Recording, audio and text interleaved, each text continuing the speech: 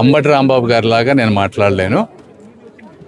ఇందులో నేను ఇష్యూ మీద వెళ్తా. శంకర విలాస్ బ్రిడ్జి ఏం చేశామంటే, నేను 2 సంవత్సరాలు టార్గెట్ పెట్టాను.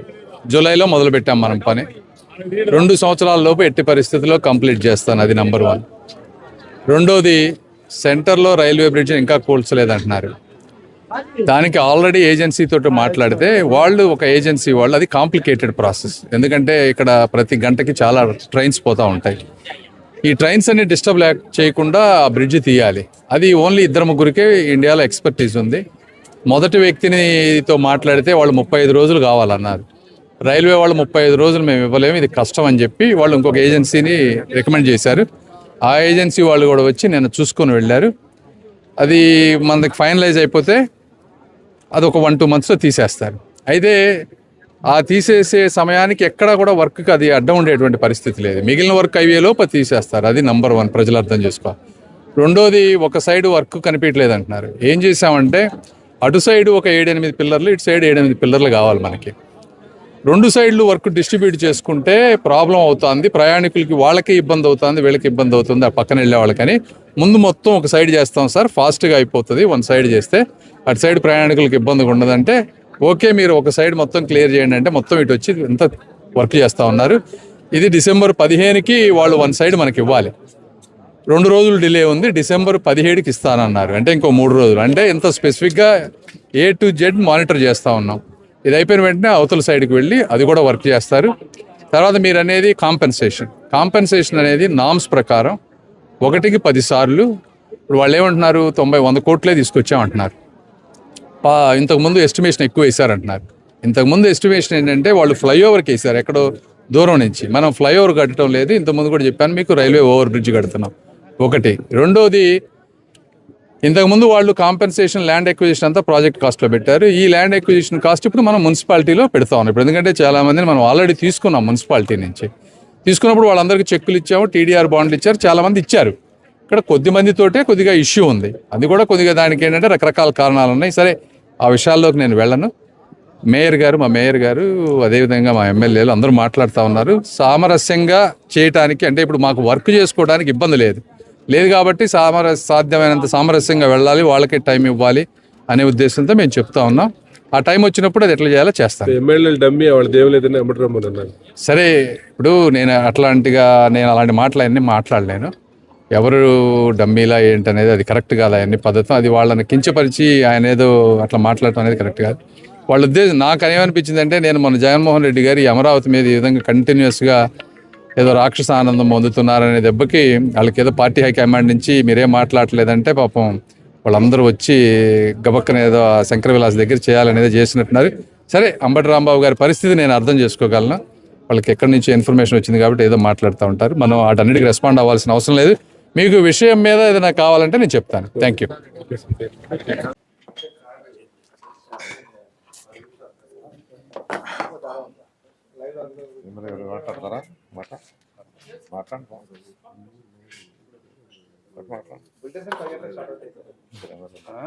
ఫస్ట్ ఆయన ఒకసారి మీ ఇద్దరు కూడా మాట్లాడండి. నేను కొన్ని అప్డేట్ ఇచ్చిన తర్వాత మీరు మాట్లాడండి. ఓకే, మనం చాలా జనరల్ ఇష్యూస్ కొన్ని తీసుకున్నాం, కొన్ని మేజర్ ఇష్యూస్ తీసుకున్నాం. జనరల్ ఇష్యూస్ నేను కొన్ని చాలా టైం పడుతుంది డిస్కస్ చేయాలంటే. బట్ ఎగ్జాంపుల్ మీకు, ఈ మందడం విలేజ్లో ఒక రోడ్డు పోవటం వల్ల 116 స్ట్రక్చర్లు పోతాయని ఇస్తే, వీళ్ళు +4 టెంపుల్స్ ఎఫెక్ట్ అవుతాయి, ఆల్టర్నేట్ చేయమన్నారు. ఆల్టర్నేట్ చేసినప్పుడు 148 స్ట్రక్చర్స్ పోతా ఉన్నాయి, ఒక టెంపుల్ పోతా ఉంది. ఈ 2 ఆప్షన్స్లో ఆప్షన్ 1 ఎమ్మెల్యే గారు పిక్ చేసుకున్నారు. ఎందుకంటే టెంపుల్స్కి వేరే లొకేషన్ కనుక మనం ఇస్తే ఆప్షన్ 1తో వెళ్దాం అన్నారు. దానికి ఒక క్లారిటీ వచ్చింది. తర్వాత ఎమ్మెల్యే గారు విలేజ్లోతో కూడా ఒకసారి మాట్లాడతారు ఆ విషయం. అదేవిధంగా ఇప్పుడు ఏవైతే ల్యాండ్ ఎక్విజిషన్ కేసెస్ ఎన్నైతే ఉన్నాయో, మొత్తం 47 కేసులు ఉంటే దాదాపుగా ఇక 8 ఉన్నాయి. మిగిలిన అన్నీ కూడా క్లియర్ అయిపోయినాయి. ఒక 2 రోజుల్లో ఒక 10 కేసులకి ఏదో వస్తుంది. ఇంకొక 8 కేసులు ఉన్నాయి, అది కూడా నెక్స్ట్ వీక్ క్లియర్ అవుతుంది. అయిపోయిన వెంటనే ల్యాండ్ ఎక్విజిషన్ దాని మీద ముందుకెళ్తాం. 2500 ఎకరాలు ఏదైతే ఉన్నాయో.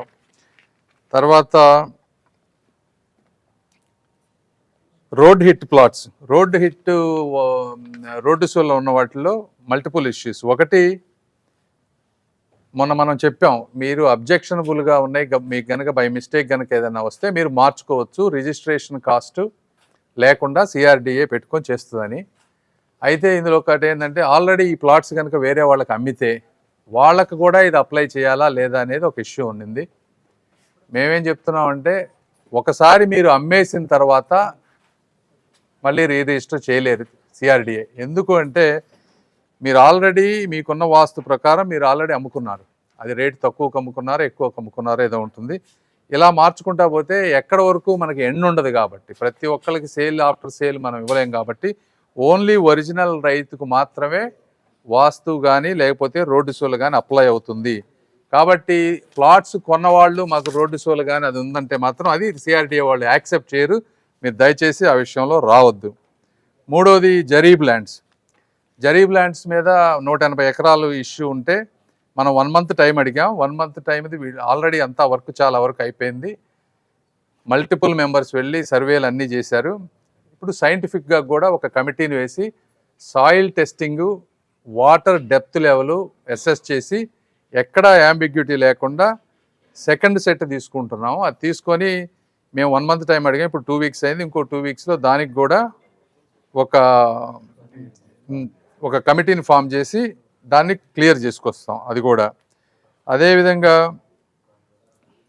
గ్రామ కంటాలది కూడా ఇవన్నీ 10 సంవత్సరాల నుంచి ఉన్నాయి. కాబట్టి ఈ గ్రామ కంటాలన్నింటిలో కూడా 10 సెంట్లు లోపు ఉన్న వాటిని కూడా వెరిఫై చేయాలంటే 6000 ఎకరాలు వస్తూ ఉంది. ప్రాబ్లం అయ్యేటట్టుంది. 10 సెంట్ల లోపు ఉన్న వాటికి పెద్ద ఇష్యూస్ లేవన్నారు. కాబట్టి 10 సెంట్లు పైన ఉన్న వాటికి తీసుకుంటే దాదాపు 1600 ఎకరాలు వస్తూ ఉంది. కేవలం వాటి వరకే వెరిఫై చేసి R1 జోన్లో ఎక్కడన్నా ఇష్యూస్ ఉంటే దాన్ని ఎలా రెక్టిఫై చేయాలనే దాని మీద డిస్కస్ చేసాం. అది కూడా యాక్షన్ టీము స్టార్ట్ అవుతుంది. తర్వాత ఉండవల్లిలో తీసుకుంటే, ఉండవల్లిలో డ్రై లేఅవుట్, జరీబ్ ల్యాండ్. ఇప్పుడైతే కొంతమంది ఆల్రెడీ ల్యాండ్ ఇచ్చిన వాళ్ళకి ల్యాండ్ అలాట్మెంట్ స్టార్ట్ చేశారు. 22/12 కల్లా డ్రై లేఅవుట్ అంతా ఇచ్చేస్తున్నారు డ్రై ల్యాండ్స్కి. జరీబ్ ల్యాండ్ లేఅవుట్ వచ్చేటప్పటికి ఈ మంత్ ఎండింగ్ కల్లా ఉండవల్లిలో ఇచ్చేస్తారు. సో అది క్లారిటీ వచ్చింది. అదేవిధంగా లంకా ల్యాండ్స్లో మనం లాస్ట్ టైం ప్రాబ్లం అనుకున్నాం, దాన్ని రిజిస్ట్రేషన్ చేయాలి, కోర్టులో కేసు ఉన్నా కూడా ఇబ్బంది లేదు, మనం ఆ రిస్క్ గవర్నమెంట్ తీసుకుంటుంది అని చెప్పి ల్యాండ్ రిజిస్ట్రేషన్ స్టార్ట్ చేసాం. స్టార్ట్ చేసినప్పుడు అప్పుడు 356 ఉంటే ఈ 2 వారాల్లో 65 మంది వచ్చి ఆల్రెడీ రిజిస్టర్ చేసుకున్నారు. ఇంకా 291 ప్లాట్స్ ఉన్నాయి. అందరికీ ఇన్ఫామ్ చేశారు. వాళ్ళు ఎక్కడెక్కడ వేరే ప్రాంతాల్లో ఉండి వాళ్ళదే లేట్ తప్పించి సిఆర్డిఏలో కానీ ఇక్కడెక్కడ కానీ ఇష్యూ లేదు. వాళ్ళ లంకా ల్యాండ్స్ ఇష్యూ అంతా క్లియర్ అయిపోయింది.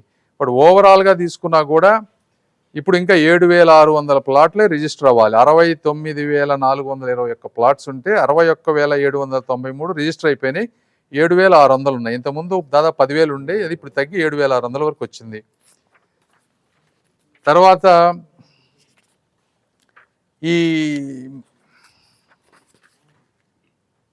తర్వాత గ్రీన్ బఫర్ జోన్ ఒకటి అడిగారు తుళ్ళూరు విలేజ్లో, జోన్ 1 అని. అంతకుముందు ఇచ్చినటువంటి గ్రీన్ బఫర్ జోన్ వల్ల 39 ప్లాట్స్ ఎఫెక్ట్ అవుతా ఉండనే వాళ్ళకి. సో దాన్ని సిఆర్డిఏ అధికారులు కూర్చొని దీన్ని అలైన్మెంట్ మార్చిన తర్వాత ఇప్పుడు కేవలం 3 ప్లాట్స్ మాత్రమే ఎఫెక్ట్ అవుతున్నాయి. ఇది శుభ పరిణామం. సిఆర్డిఏ అధికారులకి, నారాయణ గారికి, అందరికీ మనస్ఫూర్తిగా కృతజ్ఞతలు. ఎందుకంటే 36 మందిది యాంగ్జైటీ పోయింది దీనివల్ల. అదొకటి క్లియర్ అయిపోయింది ఇప్పుడు. తర్వాత రెండోది, ల్యాండ్ 2500-400 ఎకరాలు ల్యాండ్ పూలింగ్లో ఇవ్వని వాళ్ళు ఉన్నారు. అక్కడ కొన్ని ప్లాట్స్, పెద్ద ప్లాట్స్ మనం వేరే వాళ్ళకి అలాట్ చేస్తున్నాం. అక్కడే కొంతమంది ప్రాబ్లమ్స్ వస్తున్నాయి. వాళ్ళకి ల్యాండ్ ఎక్కడ ఇవ్వాలనే దాంట్లో ఇప్పుడు అది ల్యాండ్ ఎక్విజిషన్కి వెళ్ళటానికి జనవరి 1st వీక్లో ల్యాండ్ ఎక్విజిషన్కి వెళ్దాం అనుకుంటున్నాం. ఎందుకంటే ఈ కేసులన్నీ ఇప్పుడు ఈ వారంలో అయిపోతాయి. అయిపోయిన తర్వాత 20వ తారీఖు నుంచి ఈ మంత్ ఎండింగ్ వరకు లోకల్ ఎమ్మెల్యే గారు, నారాయణ గారు, మేము మల్టిపుల్ టైమ్స్ ల్యాండ్ ఎవరైతే ఇవ్వని 2400 మంది ఉన్నారో వాళ్ళందరితోటి మీటింగ్స్ కూర్చొని ఇంకొకసారి డిస్కస్ చేస్తాం. వాళ్ళకి ఏమైనా సమస్యలు ఉన్నా ఎందుకంటే ల్యాండ్ ఎక్విజిషన్కి వెళ్ళిన తర్వాత ల్యాండ్ కాస్ట్ చాలా తక్కువ వస్తుంది వాళ్ళకి. దయచేసి వాళ్ళని కూడా కోఆపరేట్ చేయమంటున్నాం. చేయకపోతే జనవరి 1st వీక్లో ల్యాండ్ ఎక్విజిషన్ నోటీస్కి వెళ్తాం. అది ఒకటి.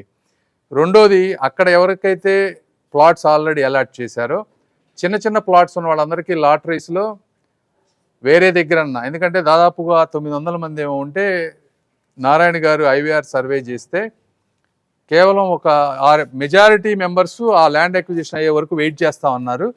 కేవలం ఒక 37 మంది ఈ ఆల్టర్నేటివ్ ఇవ్వమని అడిగారు. తర్వాత నాకు టైం కావాలన్న వాళ్ళు 86 ఉన్నారు. అంటే దాదాపుగా ఒక 120 మంది ఏదో విధంగా ఆల్టర్నేట్ ప్లేస్లో ఇవ్వమన్నారు. ఆ 120 మందికి చిన్న చిన్న ప్లాట్స్ ఉన్న వాళ్ళందరికీ ఎక్కడో చాట లాటరీ చేసి ఇస్తాం. పెద్ద ప్లాట్లు అయితే ఎక్కడైతే ఉన్నాయో, ఇప్పుడు యుగంధర్ గారు కానీ వీళ్ళందరూ కొంతమంది, ఇది లాటరీ వేయకుండా ఎట్లా పడితే అట్లా ఇస్తే మళ్ళీ డిస్క్రిప్షను, బయాసు ఇవన్నీ వస్తాయి. ఇది ఎంతమంది పెద్ద లాట్స్ ఉన్నారు, 100 ఎకరాలు ఉన్నాయా, టోటల్గా 200 ఉందా, 300 ఎకరం ఉందా అనేది ఇంపాక్ట్ అసెస్మెంట్ చేయమన్నా. చేసిన తర్వాత దాన్ని ఒక డిఫైన్డ్ ప్లేస్లో చేసి వాళ్ళకి లాటరీ చేసి ఇవ్వాలా, ఏం చేయాలనేది ఆలోచిస్తాం. సో అది అక్కడ ఇష్యూ. అదేవిధంగా రోడ్ హిట్స్ ఉన్నాయి కొన్ని. రోడ్ హిట్స్ ఉన్న వాటన్నిటిలో వాక్వే తీసేయమని చెప్పారు. ప్లగ్ఇన్స్ వీటన్నిటిని స్టాండర్డైజ్ చేసి ఫ్యూచర్లో ఇంకెప్పుడు రాకుండా ఉండే విధంగా చేయమని మమ్మల్ని అడిగారు. దానికి డ్రాఫ్ట్ ఎజెండా ఇవన్నీ కూడా తయారైనాయి. ఇవి నెక్స్ట్ అథారిటీలో పెట్టి దాన్ని క్లియర్ చేస్తారు. అది ఇబ్బంది లేదు మనకి. అదేవిధంగా ఇప్పుడు లాస్ట్ టైం మనల్ని కమర్షియల్ ప్లాట్స్లో road hits west south west, south వెస్ట్లో మాకు వాస్తు కావాలన్నారు.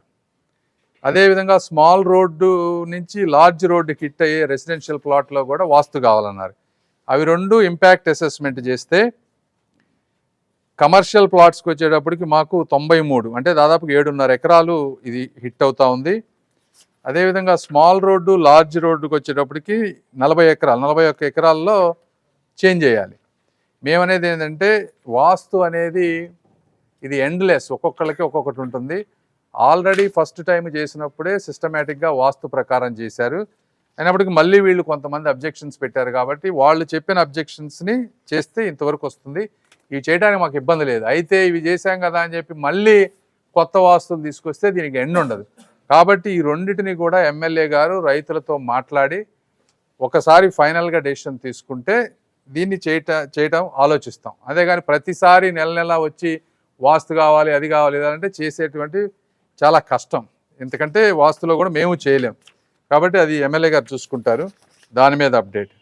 తర్వాత ఎఫ్ఎస్ఐ, కొంతమంది రైతులు ఏమన్నారంటే మాకు ఎఫ్ఎస్ఐ తక్కువ ఉంది, ఎఫ్ఎస్ఐ పెంచమన్నారు. దీని గురించి ఒక 7 మెంబర్స్ తోటి నారాయణ గారు ఒక కమిటీ వేశారు. వీళ్ళు ఏంటంటే మన ప్లానింగ్లో మనం ఎందుకు ఇంత ఎఫ్ఎస్ఐ పెట్టాం, వేరే ఏరియాల్లో ఏ విధంగా ఎఫ్ఎస్ఐ నామ్స్ ఉన్నాయి, వీళ్ళు అడిగిన వాటిలో రీజనబిలిటీస్ ఎంత, దీన్ని ఏమన్నా మళ్ళీ రీథింక్ చేయి. ఎందుకంటే లాస్ట్ టైము గౌరవ ముఖ్యమంత్రి గారికి అప్డేట్ చేసినప్పుడు వారు కూడా ఒకసారి స్టడీ చేయమన్నారు ఎఫ్ఎస్ఐ వాళ్ళ కన్సర్న్ ఏదన్నా ఉంటే. ఈ కమిటీ రిపోర్ట్ ఇస్తుంది. ఆ కమిటీ రిపోర్ట్ వచ్చాక రైతులందరితోటి మళ్ళీ ఒకసారి కూర్చొని సాధ్యం అయ్యి చేయగలిగితే చేస్తాము, లేకపోతే చేయలేము, దానికి కూడా క్లారిటీ ఇస్తాం.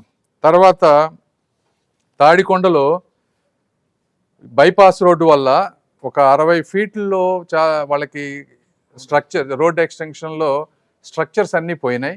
లాస్ట్ టైం మనం వాళ్ళకి టీడీఆర్ బాండ్స్, అదేవిధంగా కాంపెన్సేషన్ ఫర్ స్ట్రక్చరల్ డ్యామేజ్ ఇస్తామని చెప్పాం. దీనికి ప్రొసీజరల్ నామ్స్ ప్రకారం వీళ్ళు అడిగారు. మాస్టర్ ప్లాన్ రోడ్ మాడిఫై చేయాలి, ఎందుకంటే ఆ కాంపెన్సేషన్ ఇవ్వాలంటే ఇప్పుడు 40 ఫీట్ ఉంది, దాన్ని 60 ఫీట్ చేస్తే తప్పిస్తే మనం ఆ కాంపెన్సేషన్ ఇవ్వలేమన్నారు. మాస్టర్ ప్లాన్ రోడ్ మాడిఫికేషన్కి 45 రోజులు, రోడ్డు డెవలప్మెంట్ ప్లాన్కి ఒక 20 రోజులు, టీడీఆర్ బాండ్స్ ఇవ్వడానికి 30 రోజులు, మొత్తం 3 నెలలు అడిగారు. ఈ 3 నెలల తర్వాత ఎటు పరిస్థితుల్లో ఆ రోడ్ ఎక్స్టెన్షన్లో ఎవరికైతే నష్టం జరిగిందో దాదాపు 270 కుటుంబాలు ఎన్నో ఉన్నాయి, వాళ్ళందరికీ structural damage compensation plus TDR bonds 3 మంత్స్లో ఇస్తాం. అదేవిధంగా హెల్త్ కార్డ్స్ మనం అసెస్ చేసినప్పుడు 18,000 మందికి 18,000 న్యూ మెంబర్స్ ఉన్న వాళ్ళలో యాడ్ అవుతున్నారు. కొత్త కార్డ్స్ ఒక 2,000 వచ్చారు, ఆల్రెడీ మన వాళ్ళంతా వర్క్ చేశారు. అదేవిధంగా ల్యాండ్లెస్ పెన్షన్స్, ఇందులో ఒక 550 మందికి కొత్త పెన్షన్స్ వచ్చే అవకాశం ఉంది. ఆ ఓల్డ్ పెన్షన్స్ని రీస్టోర్ చేయాల్సిన అవకాశం ఉంది. అదేవిధంగా ఒక 2,700 కొత్తవి వచ్చే అవకాశం ఉంది. ఇవన్నీ అసెస్ చేయాలి. ఇవన్నీ గ్రామ సభలు పెట్టి న్యూ ఫ్యామిలీస్ ఇవన్నీ గ్రామ సభలు పెట్టి ఎమ్మెల్యే గారితో కూర్చొని ఇది కూడా 2 వారాల్లో కంప్లీట్ చేసి మంత్ ఎండింగ్కి వాటన్ని దీని మీద ఫైనాన్షియల్ బర్డన్ పెరుగుతుంది, అయినప్పటికీ కూడా దాన్ని ఎలా చేయాలనే దాని మీద చూస్తూ ఉన్నాం. తర్వాత గ్రామాల్లో 26 గ్రామాల్లో మనం డిపిఆర్స్ చేసి వాళ్ళకి ఏదైతే ప్రామిస్ చేశామో ఆ వర్కులన్నీ మొదలు పెడతామని చెప్పాం. 26 డిపిఆర్లో 12 డిపిఆర్లు ఆల్రెడీ కంప్లీట్ అయిపోయినాయి, ఎమ్మెల్యే గారికి ఇస్తూ ఉన్నారు, వాళ్ళతో డిస్కస్ చేస్తున్నారు. ఇంకో 14 డిపిఆర్లు 15, 12 అంటే మండే ట్యూస్డే కల్లా మిగిలిన 14 డిపిఆర్లు అయిపోతాయి. 31st కల్లా వర్క్ స్టార్ట్ చేయాలనేది. ఇంకేదన్నా ఈ నెక్స్ట్ 2 వీక్స్లో ఎమ్మెల్యే గారితో గ్రామ సభల్లోకి వెళ్ళి ఇంకోసారి డిస్కస్ చేసి అది వర్క్ స్టార్ట్ చేస్తారు. అదేవిధంగా ఎల్పిఎస్ బౌండరీ స్టోన్స్ ఉన్నాయి, బౌండరీ స్టోన్స్ అంతా స్టోన్స్ అన్ని రెడీ చేసుకున్నారు. మండే నుంచి స్టోన్ ఫిక్సింగ్ స్టార్ట్ చేయబోతా ఉన్నారు. 2 సైడ్స్ స్టోను. అది కూడా ఈ మంత్ ఎండింగ్ కాదు, మార్చ్ 31st బౌండరీ ఫిక్సింగ్ అంతా ప్లాట్స్కి జరుగుతుంది. తర్వాత ఈ రోజు తీసుకున్నటువంటి కొత్త ఐటమ్స్ సోషల్ ఇన్ఫ్రాస్ట్రక్చర్లో మనం ఏమనుకున్నాం, కొన్ని కమ్యూనిటీ హాల్స్ కావాలన్నారు, కొన్ని బరియల్ గ్రౌండ్స్ కావాలన్నారు. ఎమ్మెల్యే గారు వాళ్ళందరితోటి మాట్లాడి 18 కమ్యూనిటీ హాల్స్కి ల్యాండ్ ఉంది వాళ్ళ దగ్గర. ఆ 18 కమ్యూనిటీ హాల్స్ లిస్ట్ ఇచ్చారు, ఎక్కడెక్కడ ఎంత సైజుది కావాలి. దీని మొత్తం నారాయణ గారు వాళ్ళు ఎస్టిమేట్ చేసినప్పుడు 22.6 crores వచ్చింది ఈ కమ్యూనిటీ హాల్స్కి. ఈ 22.6 crores నారాయణ గారు, కమిషనర్ గారు అందరూ ఓకే చేశారు. So we will go with ఇవి కాకుండా కొత్తగా ఇంకేమన్నా అడిషనల్ కమ్యూనిటీ హాల్స్ కావాలంటే వారు సైట్ సెలెక్ట్ చేసి ఎమ్మెల్యే గారు ఇస్తారు. అదేవిధంగా బరియల్ గ్రౌండ్స్ది ఇంకా నెక్స్ట్ అది వర్క్ పెండింగ్ ఉంది. ఆ బరియల్ గ్రౌండ్స్ది కూడా వాళ్ళు కనుక ఎక్కడెక్కడ కావాలి ఏంటని ఇస్తే దాన్ని కూడా నారాయణ గారు వాళ్ళు కూర్చొని దాన్ని కూడా క్లియర్ చేస్తారు. సో ఇది సోషల్ ఇన్ఫ్రాస్ట్రక్చర్కి సంబంధించినటువంటి విషయం. తర్వాత లాస్ట్ ఐటమ్ వచ్చేటప్పటికి శానిటేషన్లో ఒక ప్రైవేట్ కంపెనీకి ఇచ్చారు అన్ని గ్రామాల్లో శానిటేషన్ చేసే విధంగా. దీన్ని మంగళగిరి కార్పొరేషన్కి అటాచ్ చేశారు. అయితే ఆ కాంట్రాక్టర్ అక్కడ కొన్ని ఇష్యూస్ ఉన్నాయని చెప్తా ఉన్నారు. నెక్స్ట్ మీటింగ్లో కాంట్రాక్టర్ని పిలిపించి ఎమ్మెల్యే గారు అవన్నీ చూసి వర్క్ ఫోర్స్ ఎంతమంది ఉన్నారు, ఆ శానిటేషన్ ఎలా వర్క్స్ జరుగుతూ ఉన్నాయి, ఏమైనా డెఫిషియన్సీస్ ఉంటే దాన్ని ఒక అకౌంటబిలిటీ చేస్తే అన్ని గ్రామాల్లో శానిటేషన్ క్లియర్గా వచ్చే విధంగా అది వర్క్ చేయబోతా ఉన్నాం. ఇది ఈరోజు జరిగినటువంటి అప్డేట్స్. నెక్స్ట్ వీక్లో ఇంకొన్ని ఐటమ్స్ తీసుకుంటాం మేము, అది అప్పుడు అప్డేట్ చేస్తాం. ఇప్పుడు ఎమ్మెల్యే గారు నారాయణ గారు మాట్లాడతారు. Thank you.